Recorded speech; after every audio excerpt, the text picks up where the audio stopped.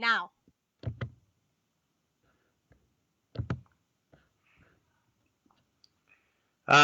Hello everybody, my name is Adam Bryers and I am from Edith Cowan University, which is in Perth in Western Australia. Welcome very much to the webinar today. We're going to give you a bit of information about, I'm going to talk about ECU, but I'm also going to talk about COVID in Australia and especially in Perth at the moment, just to give you a bit of an idea of what's going on. But first, we're going to have a video.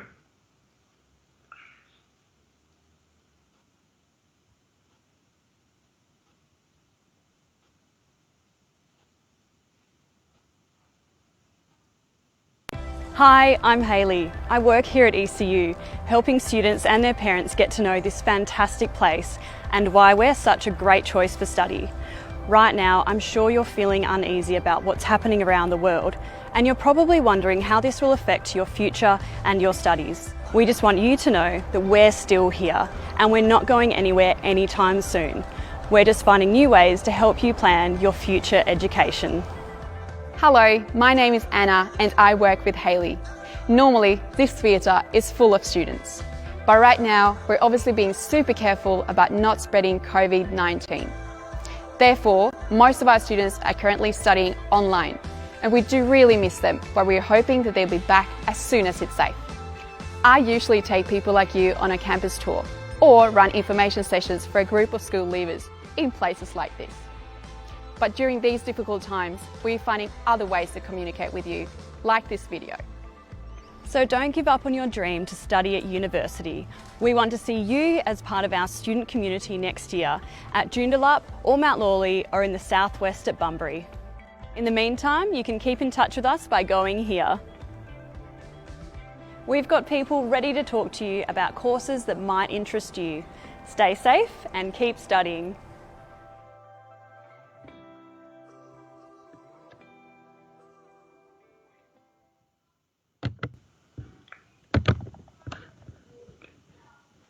I'm just going to check with my colleague April. So April, can you see my screen? Not yet. No? No. Oh, okay, we'll try that again.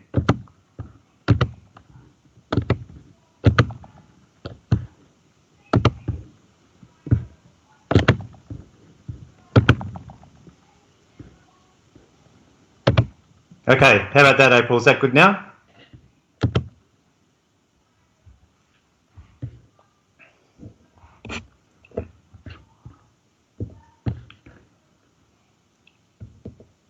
April, can you guys check that you can see my screen?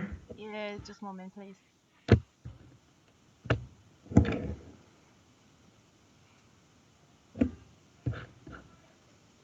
Yeah, I can see your screen now. Okay, all right, so welcome again. That video was just a bit of a positive video. It's obviously it's a bit it's a bit difficult at the moment.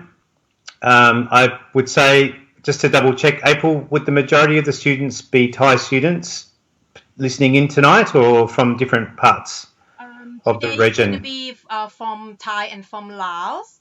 So okay. Yeah, we have about 20 person right now. Okay. Yeah.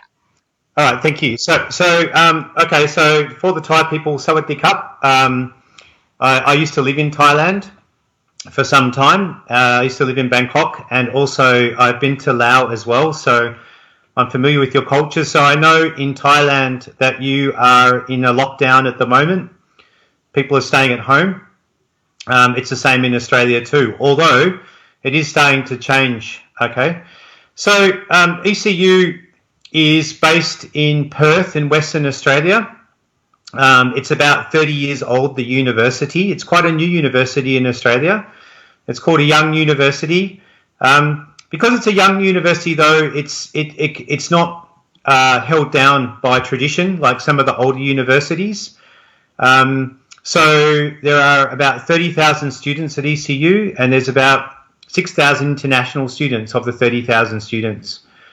So we have 3 campuses. 2 of them are in Perth, and 1 is in Bunbury, which is a place south of Perth. Perth is actually it's probably the most convenient city to Bangkok. It's about 6 hours by flight, and it's 1 hour difference in time zone. So it's actually very easy to get there. And one really important thing about Perth is that the cost of living in Perth is cheaper compared to other parts of Australia. And certainly at the moment with the COVID, the rents have all gone down again. So you can get some really good deals with rent at the moment in Perth. The other thing about Perth is the lifestyle is fantastic. The weather is really good. The weather is probably the best of all cities in Australia. We get the most hours of sunshine. So it's a great location. I think unfortunately, it's got a bit of a bad reputation. I used to, because I do understand Thai, and I'd be at an exhibition and I'd say Perth and I'd hear the students say like nabua, or, like boring or quiet. Yep. So look, yeah, it is different. It's not the same as other cities in Australia, but it's a fantastic city. And I think at the moment, it's a really good destination to think about. Okay. So in terms of courses, ECU, we have business, we have law, we teach engineering, we teach arts, we teach education, we teach communication, nursing, and so it's a wide range of courses, like psychology. I know there's some people interested in psychology. So, and we teach undergraduate and postgraduate. We also do research as well.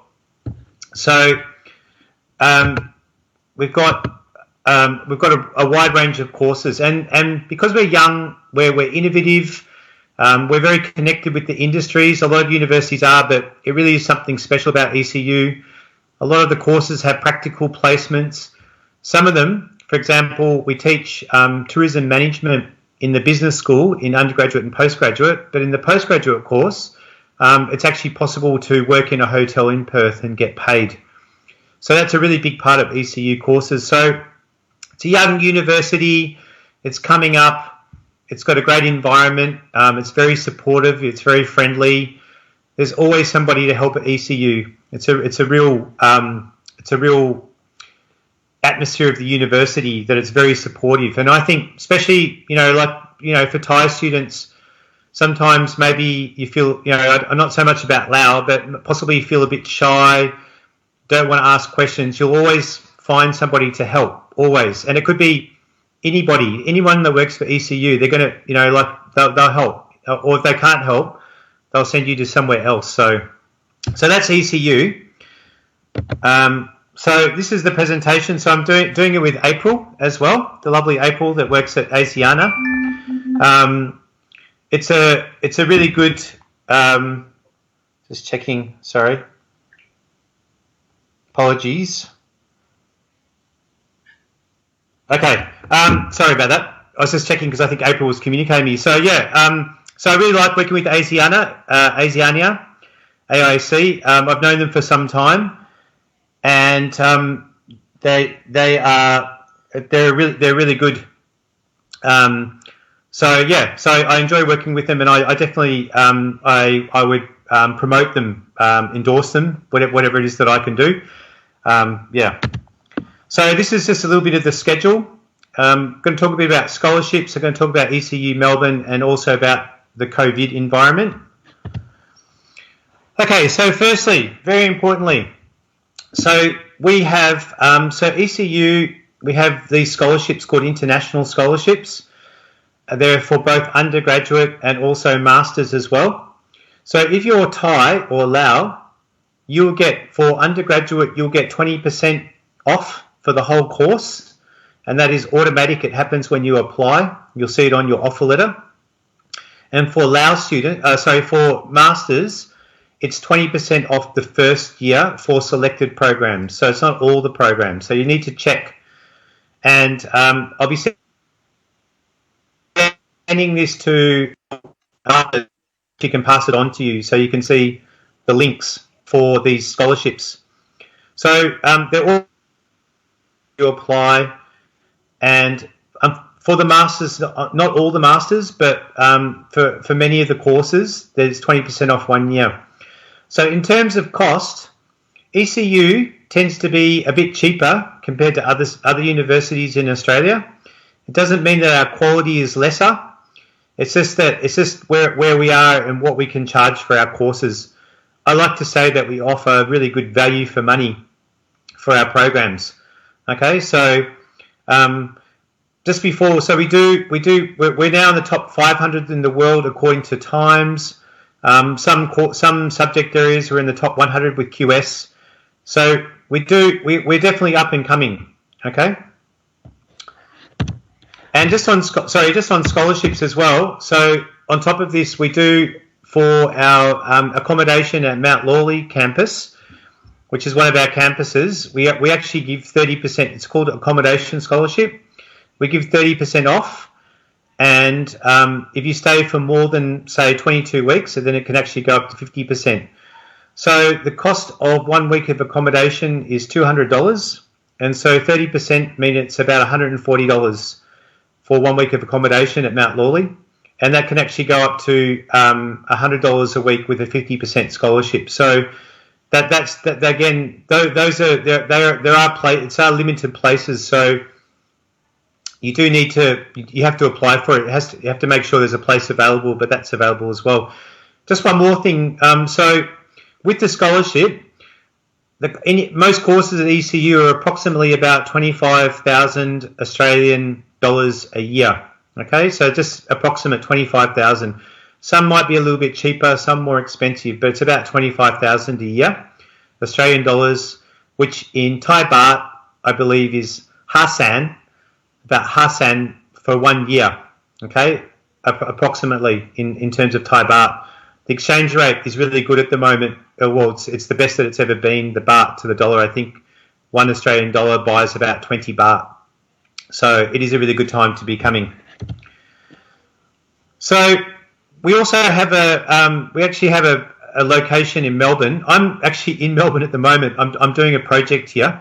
So I'm actually coming to you from Melbourne from my house at the moment. So I'm here just for maybe a year or so. I'm working and I am involved with the Melbourne location. So at the Melbourne location, it's also 20% it's 20% now. It's not also, because at the Melbourne location, we offer 3 courses, postgraduate. One is the MBAI. So MBAI is MBA with no work experience requirement. We offer the Master of Project Management, and we also offer the Master of Cybersecurity. All right, so we offer those 3 programs at the Melbourne location. They're all 2 years. And if you are Thai or Lao, now with Melbourne location, it's a bit different to in Joondalup or in Perth. You actually have to apply before, so you have to get pre-approval, but AIC can help you with that, no problems. But as a Thai or Lao student, you will get 20% scholarship duration for master's course. Okay, so it's actually a better scholarship than in Perth. So you get 20%, and after you arrive and you start studying, if you do well, okay, so if you do well, and this means 1, we look at your attendance, 2, make sure you have no academic misconduct, and 3, the marks are in the top 10. Okay, so it means on the site, so course weighted average of above 60, the scholarship will actually go up to 25% after the first semester. So from semester 2, if you do well and meet those criteria, you can go up to 25% for the duration. Okay, so and the fees, so that means it would actually become cheaper than what I mentioned before. So it would actually be cheaper per year if it goes to 25%. So it's a really good deal. They're very keen in Melbourne location to get more students from Thailand and Laos. They would be very happy because it's a smaller group of students and they're trying to diversify. Work integrated learning is available for students who do well, and there's also it's very important, especially in a city like Melbourne. It's very important to build a network because a network helps you to get a job. So at ECU, we actually get involved with you to help you to build your network. We send our students to like conferences and events like careers events and so forth that maybe companies put on. We're we work really closely with the companies in Melbourne, and we really work very hard to ensure that our students get a good experience and help them to build their networks and help them to build their CVs even prior to working in Australia. Some of the students that do really well actually work as ambassadors for ECU in Melbourne. So they actually work on site and they get paid $30 an hour to represent ECU in Melbourne while this happens while they're studying as well. So there's actually opportunities for the students that are studying to actually work at ECU. Class sizes are no larger than 25, and really important thing is because it's a smaller group, there is a lot of support. So there's peer support, and there's also like WhatsApp groups. There's a director, her name is Natalie Collins, American lady. She's just wonderful. She's actually on call 24/7 if you need her. All right.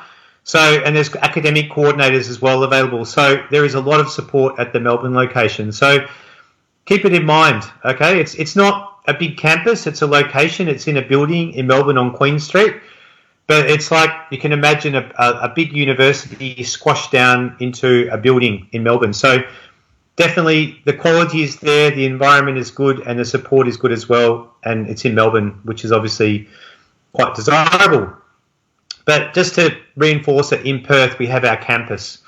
So Perth is, if you want an actual campus experience, possibly cheaper cost of living and so forth, then that's Perth.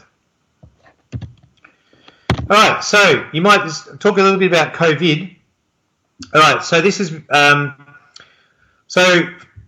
borders. A lot of the states have been in what's called a state of emergency, which is similar to like the martial law that you have in Thailand, although we are allowed to move around at night time.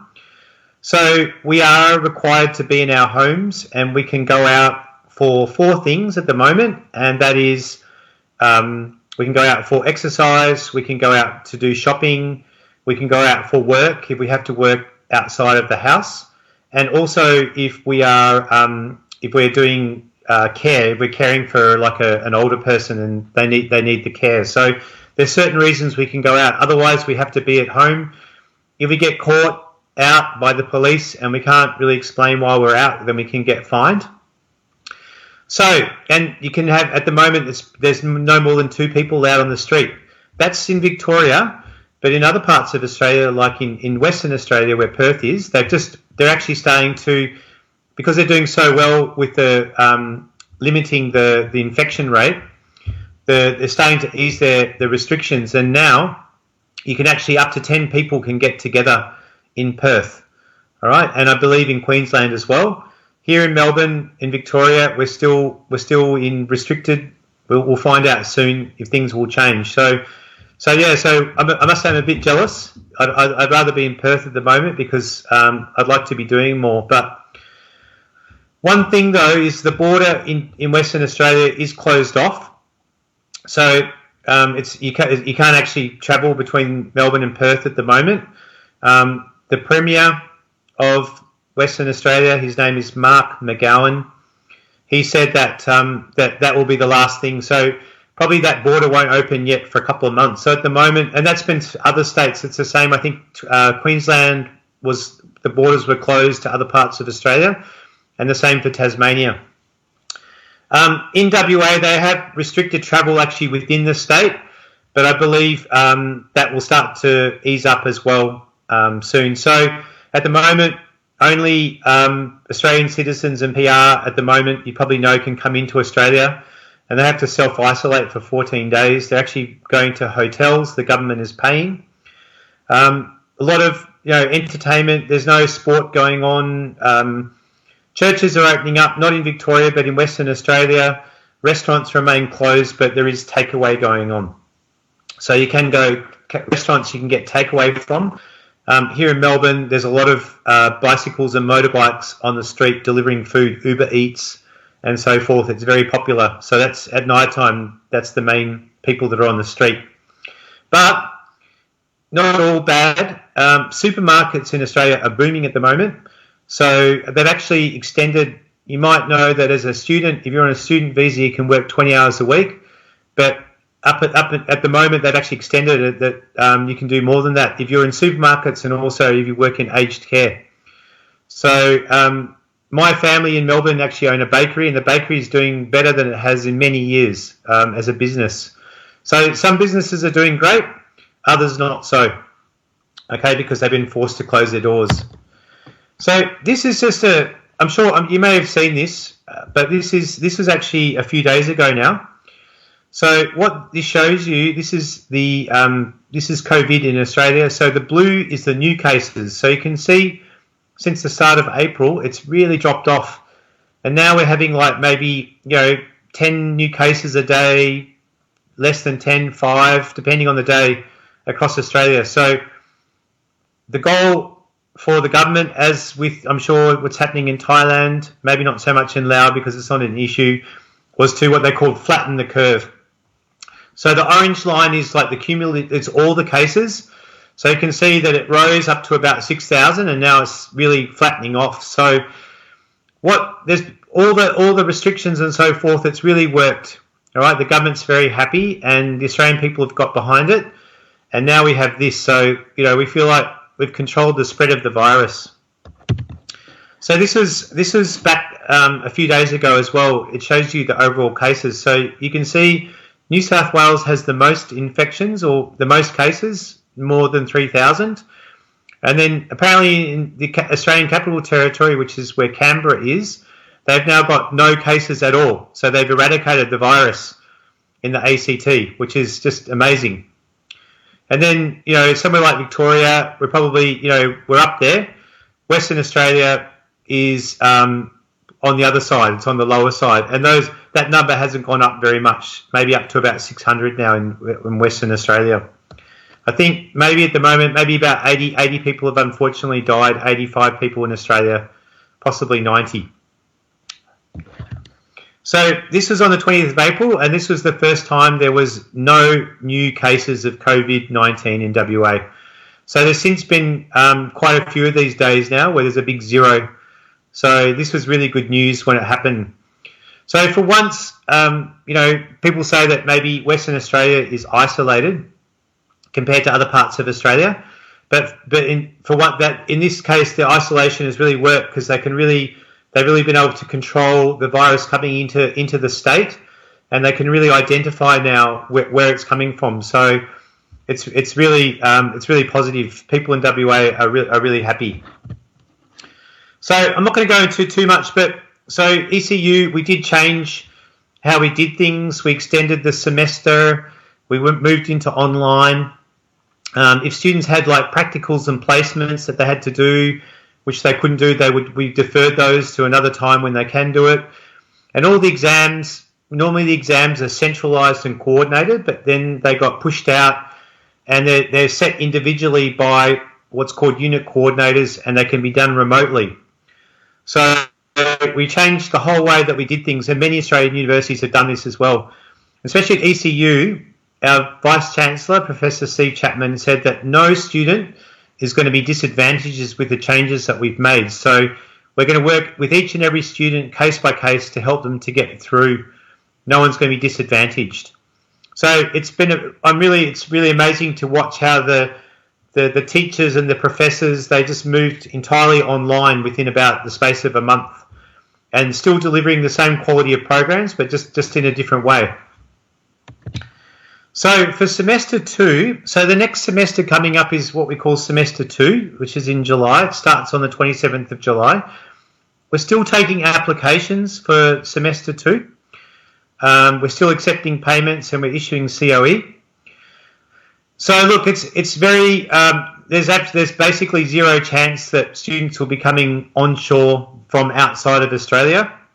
If they are onshore, then yeah, they can sort of, especially at the moment, things are starting to ease up. So it might be by the end of semester 2 that we're actually back to a face-to-face environment. It's very likely, probably and possibly even at the start of the semester, we might be face-to-face, because at the moment the students are studying online.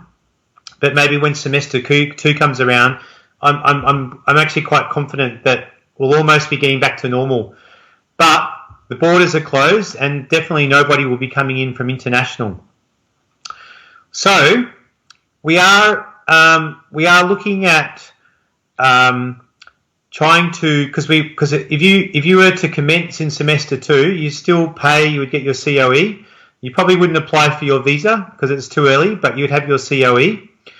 You could enroll and start studying, and you would do it online.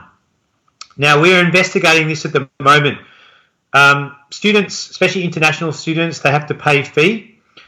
If they're going to be studying online, most likely they don't want to pay the full fee that they would be in Australia. So we are looking at like maybe a special price for online study for semester 2. We haven't got there yet. We're still discussing it. We hope we'll know in a couple of weeks. But if you did apply for ECU and you paid the deposit, if you did decide that you want to do online study and the price was cheaper than what was on the offer letter initially, then whatever money you paid would become a credit. So it would be like you would be in your account, and you could use it against future payment. All right. Also, even if you pay and you make a decision that you don't want to come, you just don't want to, it's not right for whatever reason, and it's because of COVID, then we will give a full refund as well. So we're very flexible at the moment. So I will keep in contact with AIC, with April, about what happens with this, but just something to keep in mind, that this is something that we're considering. If you were thinking about study and you can't come on shore, then there's potential that we can actually offer. Well, you can come and do online study with us. That's fine. You can do it, but at the moment it's full fee. But we are looking at cheaper options. So hopefully we'll have an answer in 2 weeks. We do all our English, because we have English going with what we call ECC, Edith Cowan College. So there's a 10-week program that just commenced this week. So that commenced as normal. It's being delivered virtually. So the students are doing it from their countries, and once they complete it, as long as they get the right mark, then they can actually they'd be able to start their study with ECU. These students have what's called a packaged offer. So they're actually going into an ECU course. So they'll be able to do this English virtually from their home in their country, and then when they finish, then they can start their online study with ECU. We're looking at the moment, normally we just have 2 semesters, semester 1, semester 2. At the moment, we're looking at a semester 3, which is a summer semester, which would start possibly around about November. So this hasn't been confirmed yet. So again, and it might be this is the semester that students start coming on shore, maybe.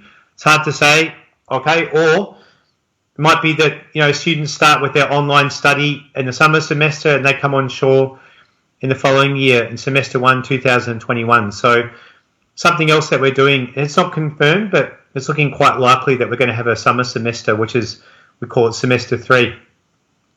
So I mentioned we're going to be very flexible with refunds if students, if they pay and decide they don't want to come.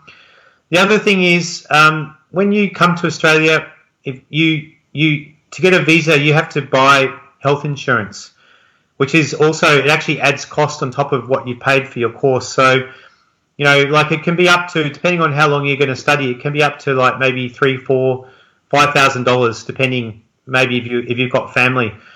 So at the moment, if you do accept to come to ECU, and when you accept, if you indicate that you're going to be paying your own health cover, we won't ask for any evidence when we issue the COE. All right? If at the stage, assuming you apply for a visa, you will need to get the health cover at that time, because you'll need to show it to the Australian government when you get your visa. But it's an extra cost that you don't have to pay at the present if you're looking to accept an offer and commence online study. So just something to keep in mind, that you can accept and not pay for health cover at this time, and you can save yourself, maybe a couple of $1,000s that you can pay later. So a couple of $1,000s is you're looking at about maybe you're looking at about 40,000 baht, I believe. April, correct? 40,000 baht, $2,000. About 1 year is take about 8,000 baht per year. Oh, okay. 8,000, All yeah. right. Okay, cool. All right, so take it. But anyway, you don't need to pay it up front. You can pay it later. Thanks, April. You're welcome. All right. So with English at the moment, the IELTS test, unfortunately, you can't do it. So that will most likely change probably in about 2 or 3 months. It is possible, there are some ways to meet English without doing a formal test. So if you've done O-levels, which is not very popular in Thailand, but if you have done O-levels and you did English, then it's possible to use that to meet the English requirement. Also, there's some universities, for example, like ABAC in Thailand. If you've studied at ABAC undergraduate, then most likely, because it's in English, that means we're not going to ask for English if you come and do postgraduate study. There might be some other universities as well. It just depends on the environment, but there is always a potential that English can be met.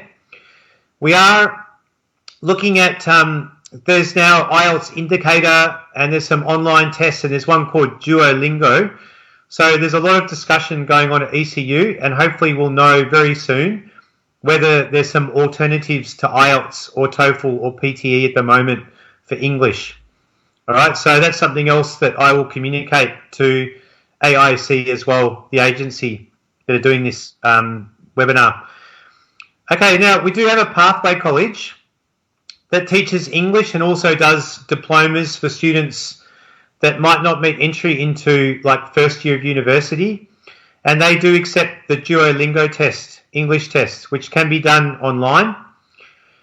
So they accept that for entry into diplomas and also into English as well.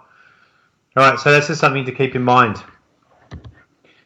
So a really good resource if you have any interest in ECU, if you go to our website, off the main website there's an FAQs for the COVID. So it's for current students and also future students as well. So it's a really good resource. It's being updated all the time. So something that you can just look at and see and get some information because things will be changing. Things do change all the time. So that's a really good place to have a look if you've got some questions. So that's it. That's all I've got to say. I hope you've given you some information. My feeling is that, if you're looking at maybe studying in Australia in general, I would say that most universities will do what I just explained, that you can start offshore, online or virtual, and then at some stage when you're able to, you can come onshore. All right, so there's offshore, onshore, so it really just depends. So you need to look around, but as I said, I'm really hoping that we actually announce some better pricing for our online study for students that want to start offshore. So look, if you have questions, I suggest that you speak to the counsellors at AIC. They're very familiar with Perth, they're familiar with ECU, they're also very lovely people. So perhaps maybe just keep in contact with them and I will keep in contact with them. And if there's any updates, then they can pass them on to you. So that's it. That's all I've got to say. I probably talked a bit longer than I planned. Hope I covered a bit of information. I hope you're safe. I hope you're well. I miss being in your country. This is for Thailand. And look forward. Maybe one day I'll see you at ECU. All right. I'm always, if you need to talk to me, I'm always happy to talk as well. You can just mention to April and then she can give you my details. More than happy to talk to you about anything that you'd like to talk about. All right, April, I think that's it. Thank you so much, Adam, for today. Thank you. We come back to talk to you next section when we have another live. Awesome. Thanks. Thank you so much for the opportunity. I really appreciate it. Thank you so much, Adam. Okay. Have a good evening. Bye for now. Bye-bye, everyone. Bye. Thank you.